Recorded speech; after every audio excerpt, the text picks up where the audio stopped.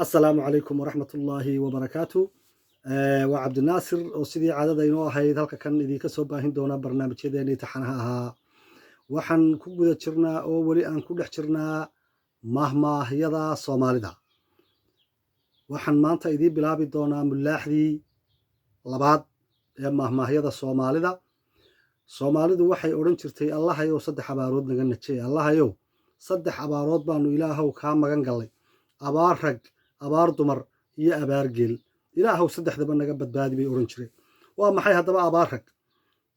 mahmaahaha mid waliba macno iyo tafsiir iyo sharaxaad bay u baahan tahay mahmaahahani waa wada sarbeeban yihiin waa wada sagordahan yihiin waa mahmaahyo wada saamadadan oo u baahan in la balbalaadhiyo oo la furfuro abaar rag ilaahow abaar rag baanu kaa magan galnay abaarta raggu waa maxay waa arrin la'aan abaarta dumarkuna ilaahow abaar dumar baanu kaa magan gallay dee waa ubad la'aan haddii gabadhu aanay dhalba lahayn oo aanay ilaahay dhalba siinin reerkaasi ma qurux badna iskuma faraxsana waxbaa ka dhiman walaxaa ka dhiman halkaa reerkaa waxbaa ka dhiman marka abaarta raggu waa arrin la'aanta iyadunoo hadduu raggu waxba isweydiin waayo arrin isugu iman waayo xaajada la soo gudboonaata ka tashan waayo oo wax iska weydiin waayo oo geedka tegi waayo ama golaha tegi waayo waxa weeye dee raggaasi waxay tidhaahdaayoo kale soomaalidu rag aamusay iyo riyo aamusay labaduba reerkoodii gabe rag aamusay iyo riyo aamusay labaduba reerkoodii gabaa leed markaa abaar rag waa arrin la'aan abaar dumar waa ubad la'aan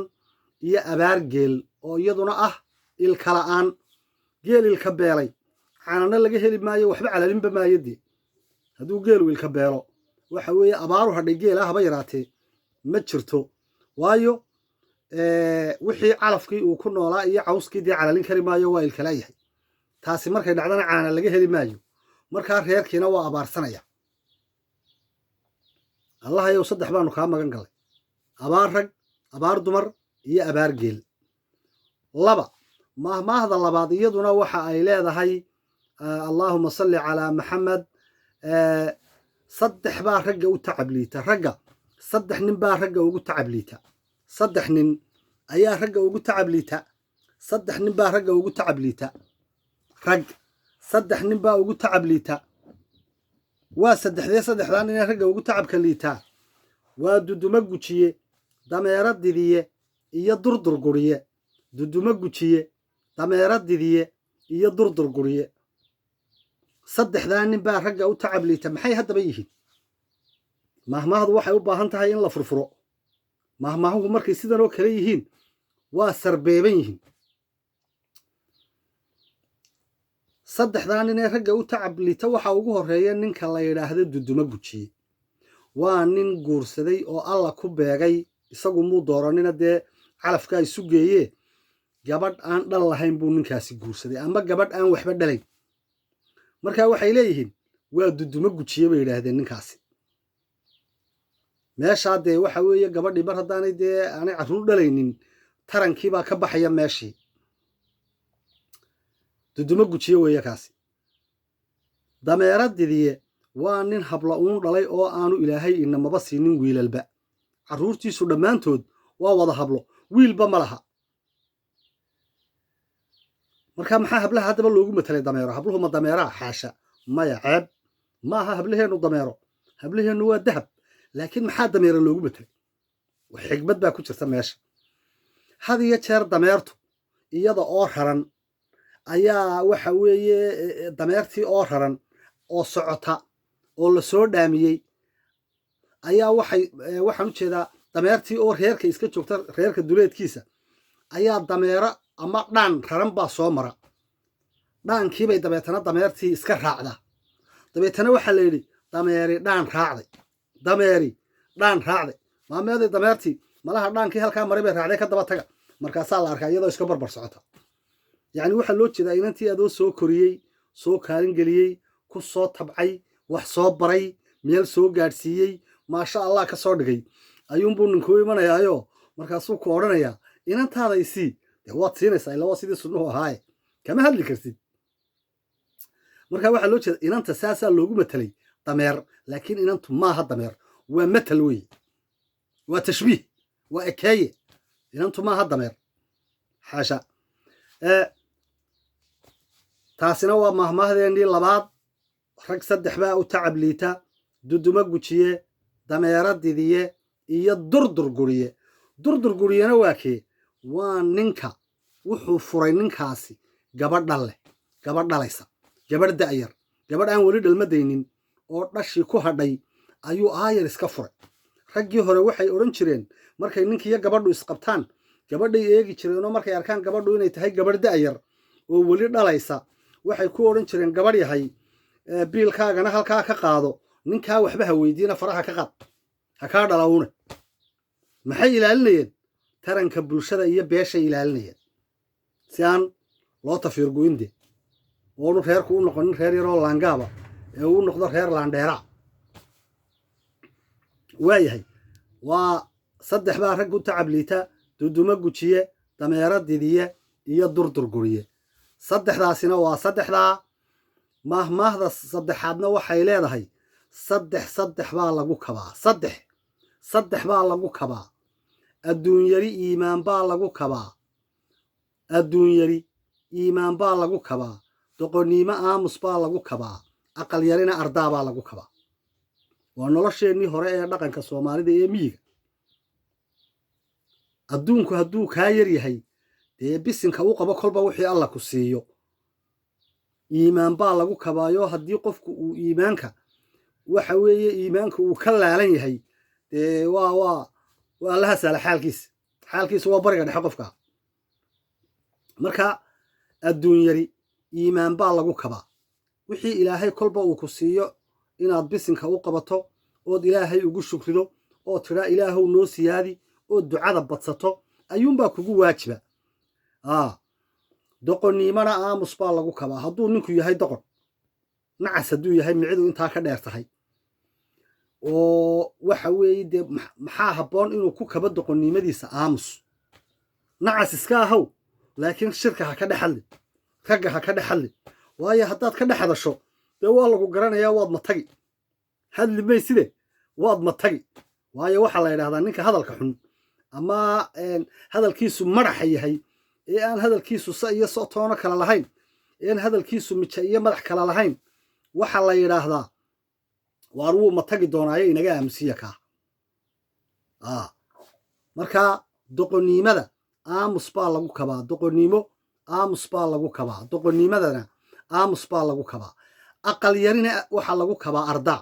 haddii aqalkaagu uu yahay aqal yar oo cidhiiriya ardaa weyn oo ilaa halkee gaadhaya dee la iska ootaa 4 mitir oo isku weera hadduu doono ama 3 mitir ardaa weyn baa la samaystaa aqal yari ardaa baa iyadana lagu kabaa waa nolosheennii miyiga waxa kale oo uu yidhi ninkii mahmahaha laga dhaxlay ilaahay naxariistii jannaha ka waraabiye suldaan saddexlaa loodhan jiray wuxuu yidhi dumarkii hore saddex baa lagu qabay buu yidhi dumarkii hore saddex baa lagu qabay dumarkii hore saddex baa lagu qabay laakiin saddex baa beddelay buu dumarkii hore saddex xaalaa lagu qabay laakiin waxa beddelay saddex kale dumarkii hore waxa lagu qabay buu yidhi ii dhiib aan kuu dhaqee idheh aan dhegayste iga dhal aan dhunkade saddexdaasaa lagu qabay dumarkii hore maxaa beddelay saddex kalaa beddelay oo la yidhaahdo ii dhiib aan kaa dhaqdee idheh aan dhaqaaqee iga dhal aan kuu dhigee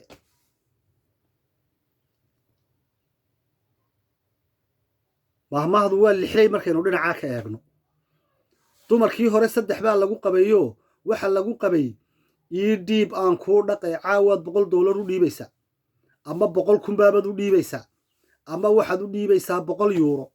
ama waxaad u dhiibaysaa 100 bir adigu 100 baad u dhiibtay noocuu doonaha ahaada lacagtaasi oo lacagta halkaa aad ku nooshahay laga adeegsadaa $100 ee aad u dhiibtay